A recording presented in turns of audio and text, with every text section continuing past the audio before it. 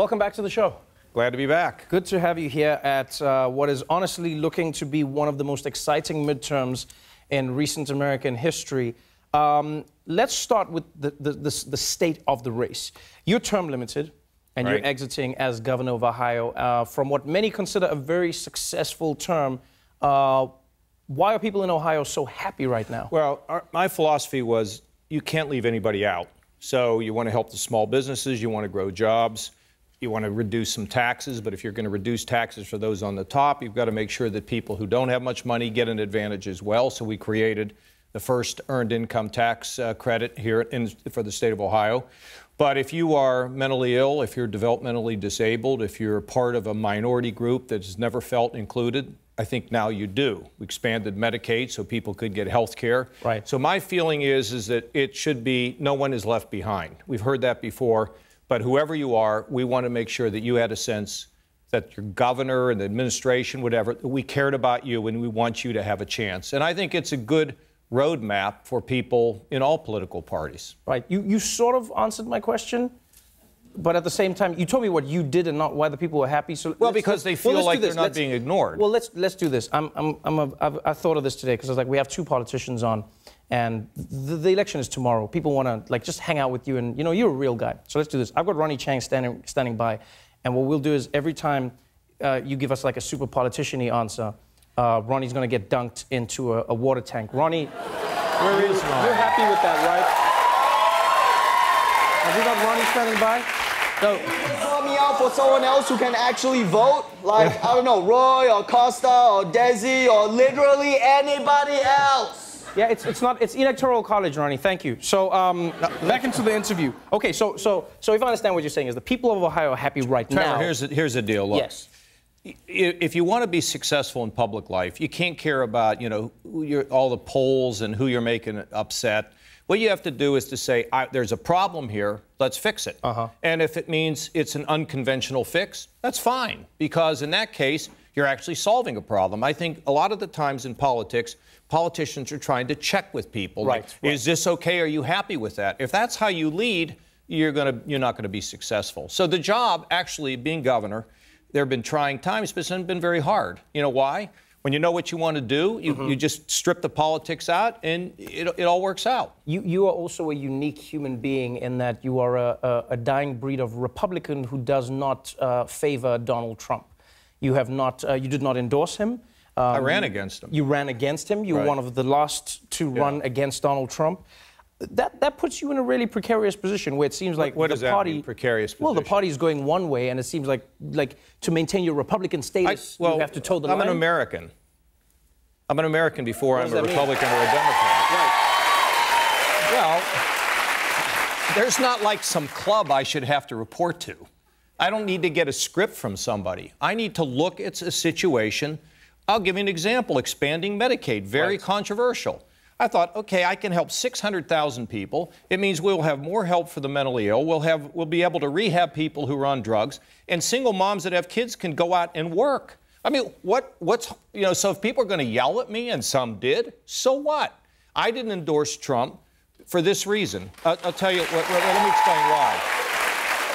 There's two types of populism, okay? There's negative populism where you say, well, the reason you don't have something is somebody else took it. Right. And there's positive populism, which is what I really am about. And that is, you have a problem, we'll work together. We'll fix it. We can do it. We can get this fixed. There's got to be hope.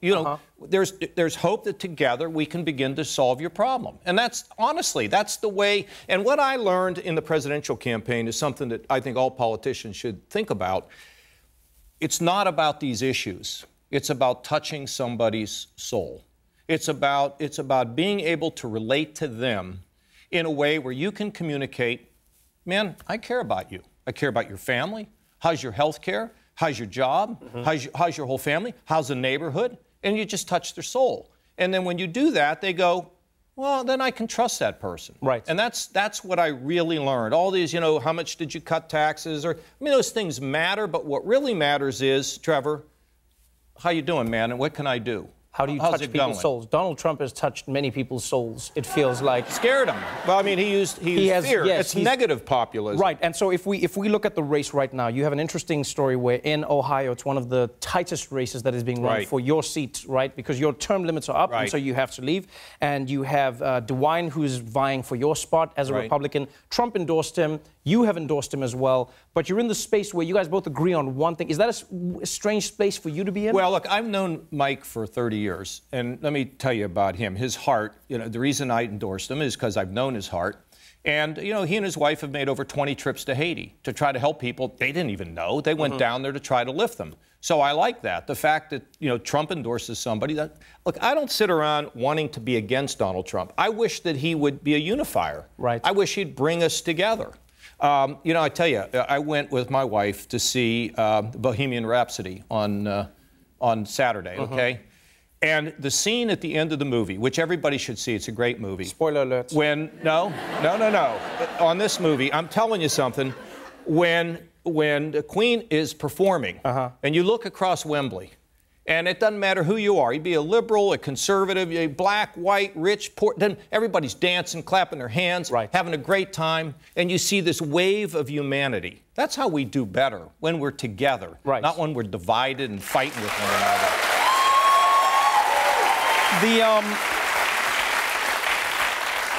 The midterms are but one part of the story. 2020 is in the horizon. Right. As soon as tomorrow is done, that's what everyone's going to be speaking about. John Kasich has been referred to consistently as the sensible Republican choice. Do we see you running against Donald Trump in 2020? I don't know. Now, don't go in the dunk tank yet, because I have to give you the honest answer. What I don't want to do...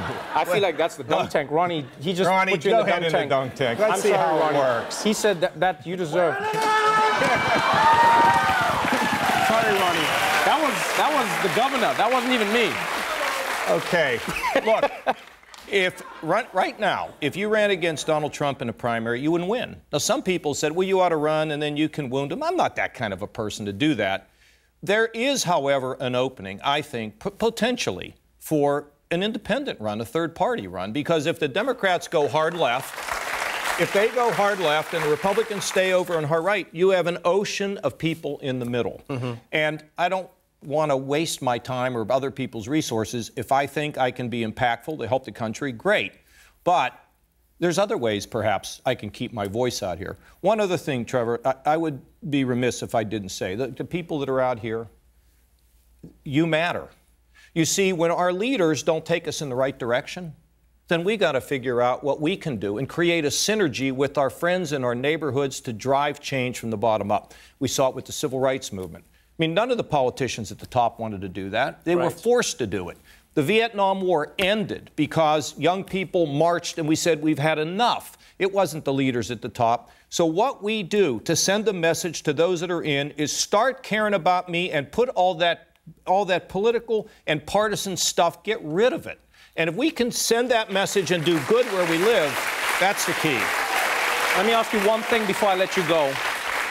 Because one thing I have admired about you is that your message has remained consistent. I mean, I spoke to you when you were running, and I'm speaking to you now. Here's a difficult question. I know it's not easy to answer this, but I would like your honest answer. If you, like many Republicans, does not believe that Donald Trump is leading the Republican Party down the right path, do you think it is better for the Republican Party to lose now and to be shaken up and to find its core values again, right, whatever those may be? Or do you think the win is more important? I think that we should stop voting on the basis of a political party, and we should start voting on the basis of who we think's the best person for the job. So I early voted. Okay? I early voted. I didn't vote straight Republican. Right. Because if I see somebody who I think is a divider, who's going to continue this division in our country, I'm not voting for him. I'm not going to endorse him. Right. But if you're doing your best and trying, like Mike was doing, well then I can be for you. So my feeling is we should. There's two funny things, Trevor. It's sort of like we get educated in religion when we're young and a political party. Sometimes I think people are more willing to get their religion than their political party. We can't be stuck in that, in red and blue, and we're tribal and all that. This is not a football game, okay? This is our country. And all the negative. Look, we can fight with one another. Corey's going to come on. He and I could disagree on stuff. We could argue about it. But I'm not going to, like, hate the guy or dislike the guy. I mean, that's what makes the world go around, debates. But it can't be done in an atmosphere where everything is suspect and we really just don't respect and like one another. It's nonsense. You don't have to operate that way. Thank you so much for coming back onto the show. Wonderful chatting to you again. Governor John Kasich, everybody.